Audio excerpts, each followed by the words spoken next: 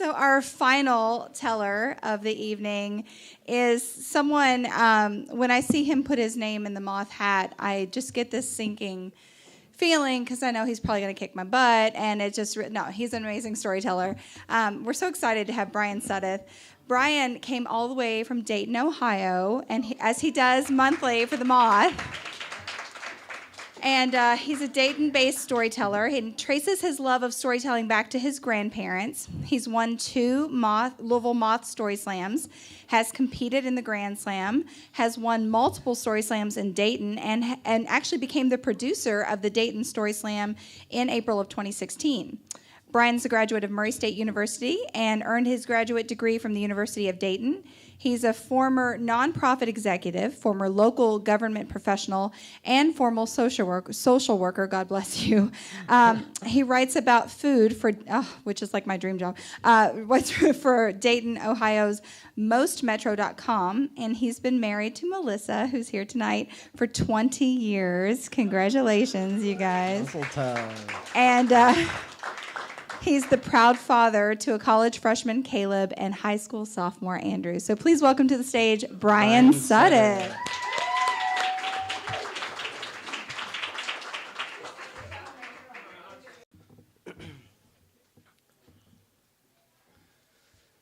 The caseworker's field notes came in from the state hotline that morning, and the caseworker wrote it down like this.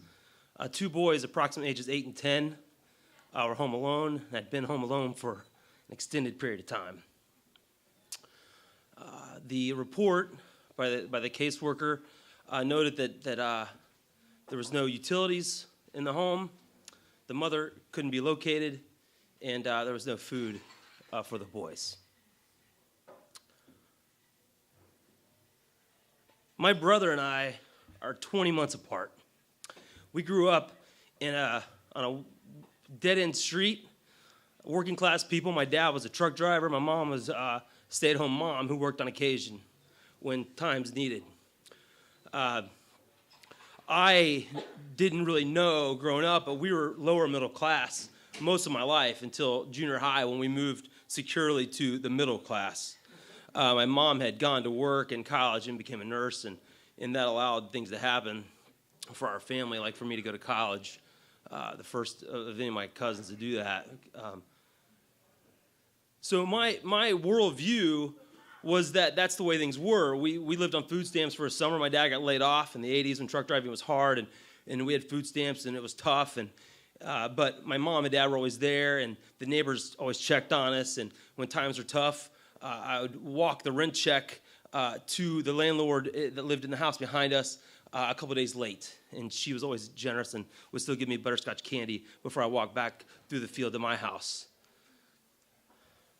That was my worldview until that day, the Monday after Thanksgiving, 1999, when that report of those 2 boys landed on my desk.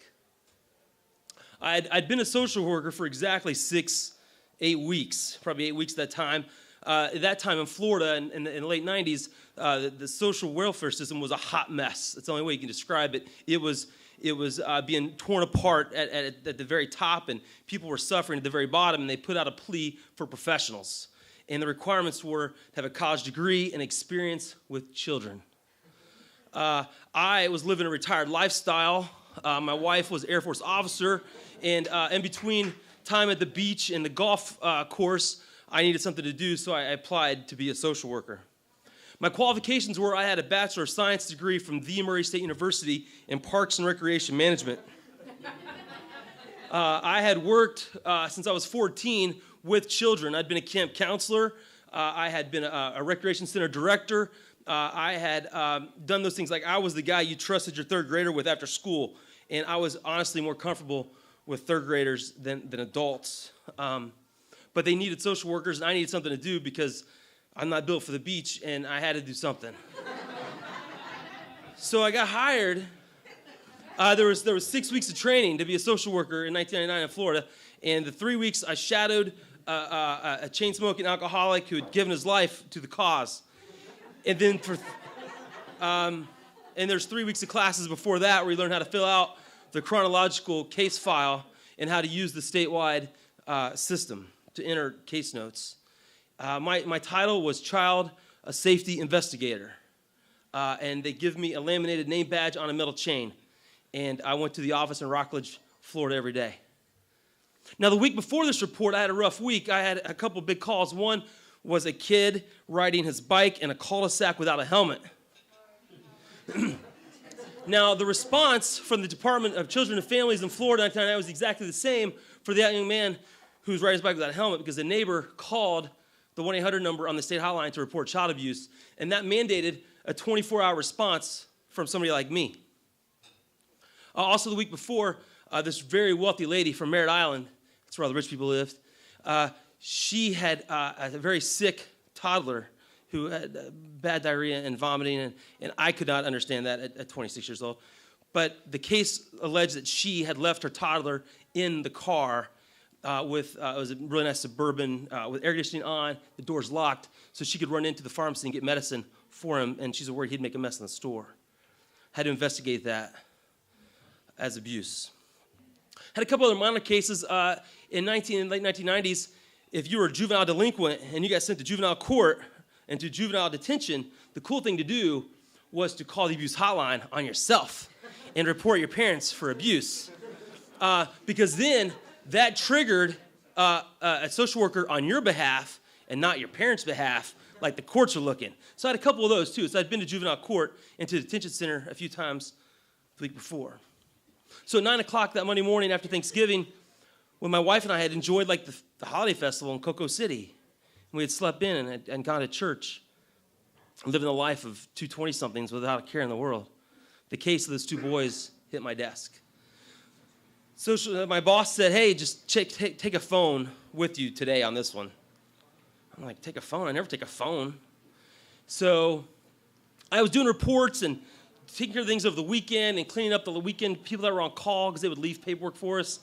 And the next thing you know, it's like 4 o'clock in the afternoon. I realized, shoot, I've got this thing. And the clock was ticking. So I go to the front desk. I check out a bag phone. Again, 1999, Florida.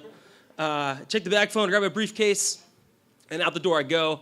And I look at the map quickly, and I get on US 1, and I head south from Rockledge, where we lived and where the office was, to Palm Bay, Florida. Palm Bay, Florida, is a mixture of golf course cul-de-sac communities and then these vast wooded lots of these huge pine trees and royal palms, and there's no grass. It's just pine needles and palm fronds and dirt roads that are gridded like Manhattan City streets, just squares. And I remember turning off US 1 through the golf courses and through the cul-de-sac communities into another side road, and then a dirt road, and I was there. I was thinking, like, surely these two boys just aren't home all by themselves. Who does that?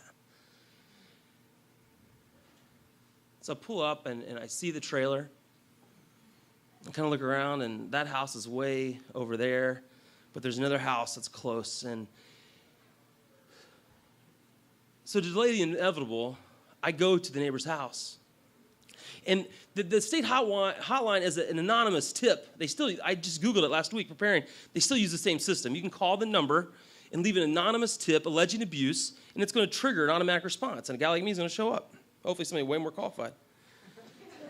But I went to the neighbor's house on a hunch that the neighbor was the one that called. 8-year-olds and 10-year-old boys, in my experience, having been both 8 and 10, do not call authorities when you're home alone. Like, you get into your mom and dad's stuff and you eat the cake icing out of the fridge. I mean, you don't call authorities. So I'd gone to the neighbor's house to check with them first, and a surprised lady come to the door, and she's sort of guarded behind the door, I remember, and I'm on her stoop, and I'm wearing the uniform. I got like the white Oxford and the pleated bad suit pants and like penny loafers, and then that badge, white laminate thing with the chain and too many pins in my pocket. It was way sketch, 1999, and she did. She ended up just saying, like, yeah, there was a big party Thanksgiving, but that was like 4 days ago, and there hasn't been a car since, and she's just spilling. Like, she's the one on the street that knows what's going on. And quickly, she just told me, she's like, yeah, I called. I'm like, so you're making all these notes, like I approach the residence, talk to the neighbor confirms, da-da-da, but then case notes. And so the whole time I'm there, I feel like I'm stalling for something to happen, like something more than just me and my 8 weeks of experience. I'm waiting just for a car to pull up to the trailer. And it's not happening. And that just leaves that I've got to go to the trailer. So I thank her. I give her a card, and that's what we do as social workers. We give cards, and she shut the door, and I head to the trailer. And I remember thinking, like, please don't answer the door. Don't be home. It's all a mistake. They're at school. They got to be at school. It's Monday after Thanksgiving. Mom, just roll up. Nobody's rolling up. Nobody. The neighbor's just back inside, like she's gone. I knock on the door, and I knock again, and the door just slowly opens. And there's this kid, just filthy. Kind of scared, but kind of tough. He kind of looks at me, I look at him, and I'm like, hey, dude, my name's Bryan. I'm from Department of Children and Families. I'm coming here to check on you guys. Your mom home? No. When's she going to be back? I don't know. Can I come in? Yeah. They open the door. That's when I see his little brother. His little brother is sort of farther back against the back wall, sort of guarded, kind of quiet, but the 10-year-old, he's in charge. He's the man of the house. And I'm looking around, and normally when you go into a house as a social worker, you do what I do. You make a joke, the funny fat guy, put everybody at ease. Everybody's going to be fine. The police aren't here. We're going to work this out. We're going to figure out a plan. Because my job was to assess their immediate safety. And if I could not assure a team behind me somewhere that they were safe, then I needed to do something to make sure they were safe. And so normally that meant sitting down at a kitchen table with a mom who's got a lot of problems, or a dad's got more problems, and talking about who's yelling at the kids, and what the kid said to the teacher, and you work it out on the dining room table, and you figure out, does the kid go to school every day? Does the kid go to church on Wednesday nights? Is he in Little League? You find these protections of people who are checking on the kid when they're not in the house. But again, in the trailer, there's no adult. There's not even a spot on the table to put my briefcase and to have a conversation. It's just beer bottles and overflowing ashtrays and paper plates and paper cups and just trash. And the kitchen counter's the same, and the trash can's overflowing, and the place has got this musky, horrible smell, and it's kind of dark, and it's overwhelming because I've never seen anything like it. But I see the boys just standing there, and I'm like, hey, show me your room. Like just stalling, like Mom's going to pull up. Mom, pull up. Down the little dark hall, and we go into the boy's room, and he had to kind of push the door, and he kind of went in, and I kind of give him the look. He said, come in, and I had to like squeeze sideways, which is not unfamiliar for a big guy, but I had to squeeze sideways, and there's just clothes and trash on the floor, and there was a bed in the corner, and I knew that's where the smell was coming from. Somebody was wetting the bed, and nobody was caring for it, and it was overwhelming to the senses, and the floor was just covered, and there was only one bed, and there's covers, and there's clothes, and these two little boys. I had to get out of the room.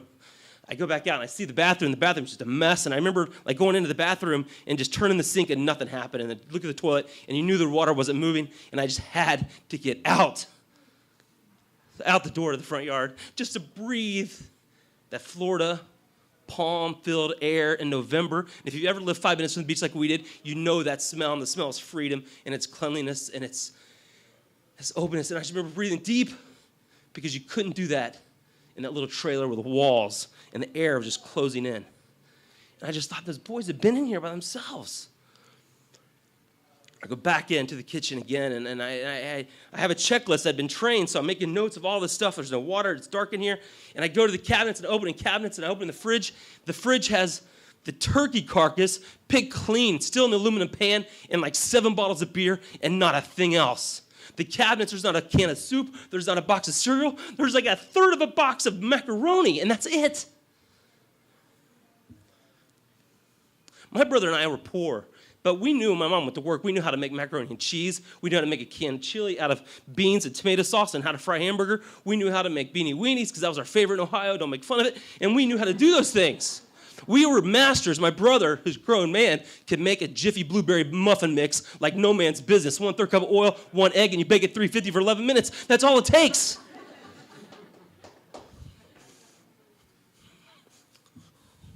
No butter, no milk, no eggs. No Jiffy makes the cabinet. The mom wasn't showing up. trying to make some notes, and I go back out to the car, and I grab the bag phone and put the briefcase on the hood of this ugly 1993 Mercury Sable, and the paint was peeling off the hood and tinted windows. It said social worker all over it. Bag phone on the hood of the car, and I had that really cool briefcase that unzipped all three sides. It was soft side. It was really cool. I think my wife probably bought it for me for the job, and it had sections and files, and I pulled out my paper, and I called the Palm Bay Police Department. This is Bryan Suddith, Rockledge office, child investigator. ID number, rattle off a number. I need some help at this address in Palm Bay. What's going on, Bryan? I tell him what's going on. So we'll send an officer. I just went back to the front steps to be close to the boys and just sat down and waited and waited. I remember thinking at 4 o'clock when I left the office, I would be home for dinner with my wife. And we'd be just sitting on the patio with our cat, watching the palm trees. But it was like 5 o'clock. I'd already been there like an hour.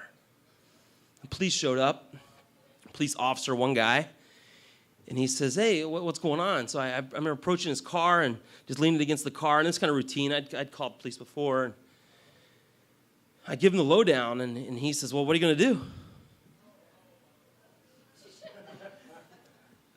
do? Dude, I called you. That was my plan. I called you. These boys. He says, well, this is you, man. You got to make the call. I said, these kids can't stay here. I said, he says, well, let me see them. I'm like, what do you mean see them? I was like, let's go in the house. He goes, I'm not going to the house. I'll be right here. I'm like, you're the cop. You got a real badge. I got a laminated ID. So back in the house, I said, boys, come out to the steps real quick. They come out to the steps, and they're just, they hadn't changed clothes. They hadn't had a bath. They hadn't eaten.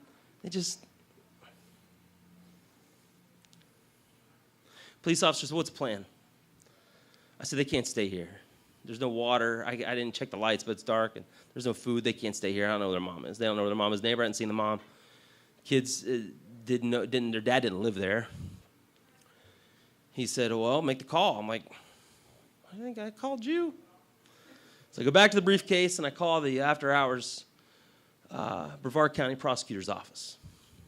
And I remember a lady picked up, and I said, again, this is Bryan Suddith, Rockledge Department of Children and Families, investigator.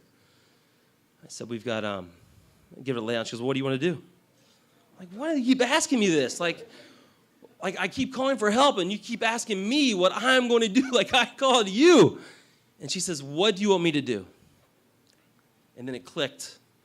I remember the training. She needs me to tell her what to do. She's a prosecutor, so I'm just like, this is child abuse investigator, child safety investigator Bryan Suddith. I need probable cause to remove 2 young men from their home at this address due to gross neglect. And I look at the police officer. He gives me a nod. I say, I have confirmation from Palm Bay Police Department. I look at him again. Officer so-and-so, badge number so-and-so. He says he will issue a warrant for the mother's arrest based on my case file. She says, it sounds good to me. Probable cause granted. See you in court tomorrow morning, 9 o'clock. And she hung up. Hung up? Now what? She hung up. Police officer said, so we're good? I'm like, I don't think we're good. So here's my card. Is that court tomorrow morning at 9? Yeah. Judge says, yeah. Well, I'll see you then. He gets in his car and leaves.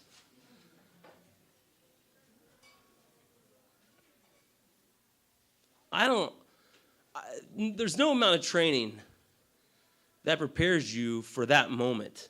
Because now I've got to go to the trailer with a decision that I made that's going to change those 2 boys' lives for at least the next day and maybe the next week. And if the mother has real issues, even if she's cooperative, it could be months before they can go in there. Once you're out of the house and in the system, it's a machine that begins to move, and it doesn't move with much efficiency or speed.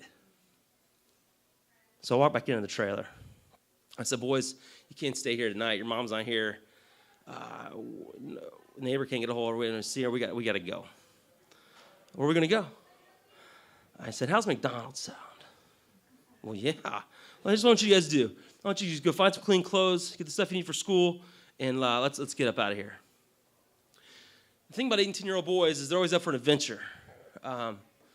And I don't know what was happening in their head, but they went to the room and they got some stuff and they found a couple of grocery bags, and we walked out of the trailer and locked the door behind us, and they got in the back of my car. I was like, what am I going to do? I'm taking McDonald's. So grab the bag phone, call the office. The bag phone sounds very romantic, doesn't it? It really wasn't. It's a horrible situation. Cigarette lighters and cords, and it was bad. And I called the office and said, I need an emergency placement for 2 boys, age 8 and 10, they're brothers. They need to stay together.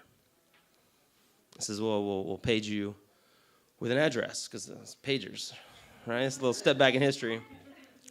And I remember taking these boys to McDonald's and ordering, and them just in my back seat, just eating cheeseburgers like 8 and 10-year-old boys should do, and fighting a little bit and just being brothers in the back of just a social worker's car. And before we got out of the parking lot at McDonald's, my pager goes off with an address. And the boys were going to stay at this nice family's house way up in Vieira. It was a new planned development and golf courses, swimming pools, and all that kind of stuff. And I remember pulling up to the house that night, and the couple were waiting on the steps.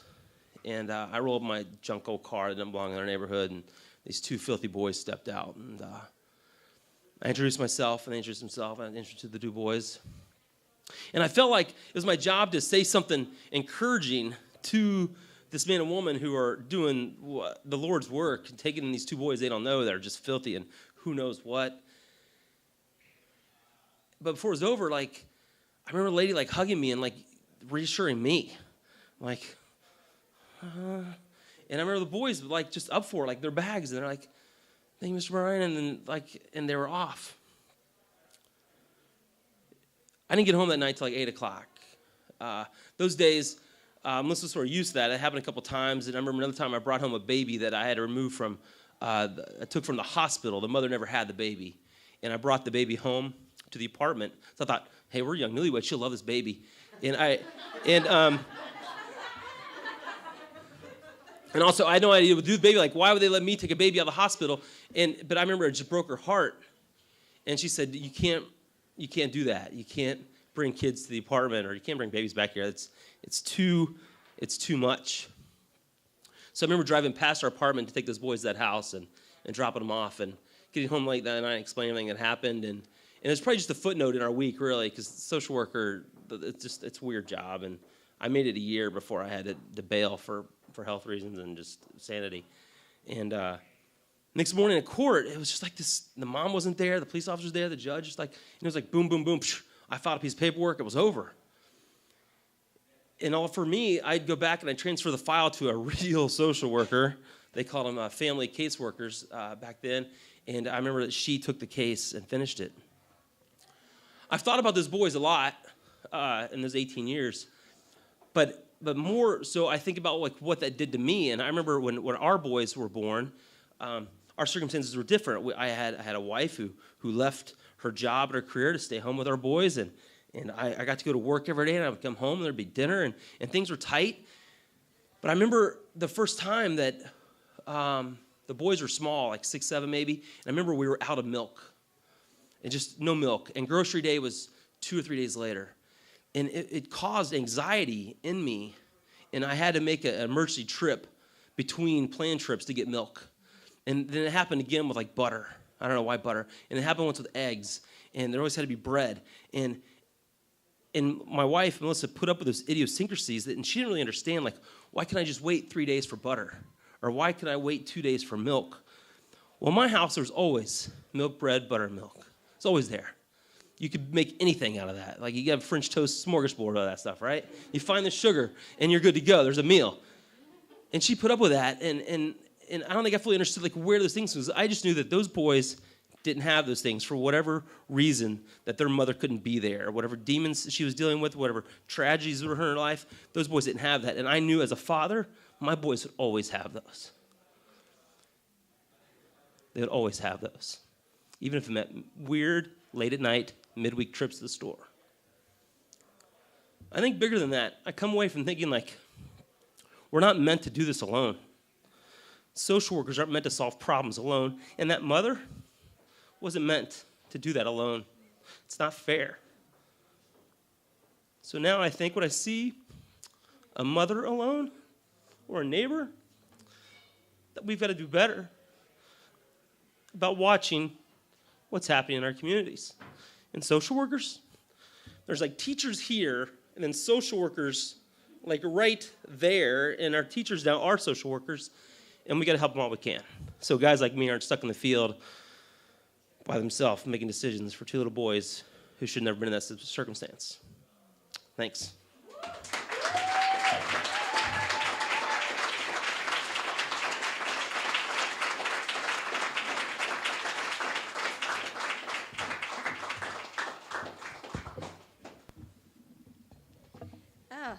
Okay, well, yeah, there are the tears. But let's give it up for Bryan. That was a beautiful story.